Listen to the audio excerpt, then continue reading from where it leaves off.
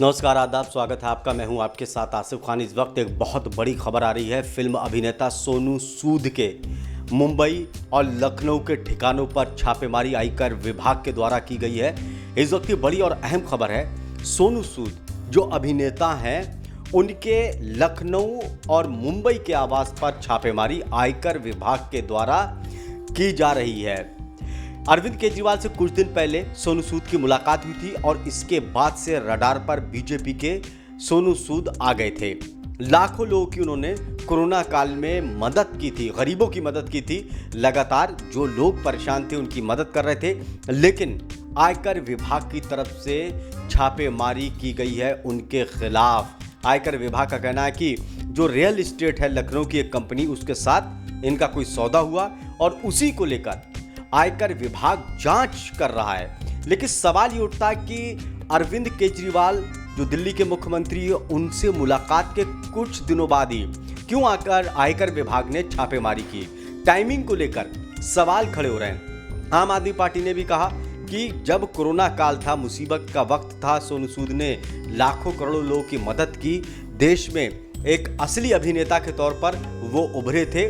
जो रील में लाइफ में वो अभिनेता है, ऐसी रियल लाइफ में भी उन्होंने अभिनेता की तरह भूमिका निभाई।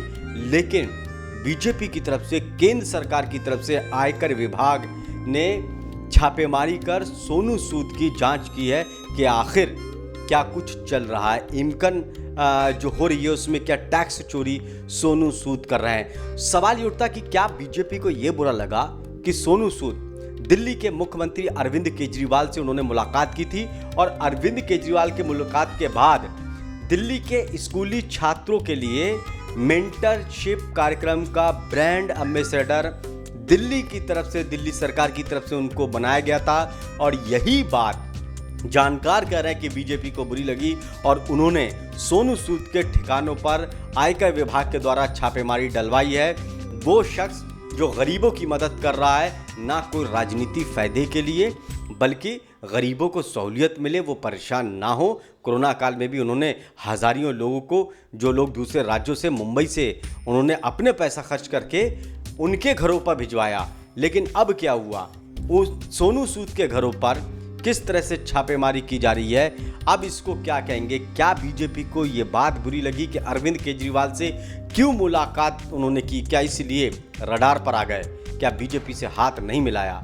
क्या इसलिए सोनू सूद को ये सजा मिल रही है?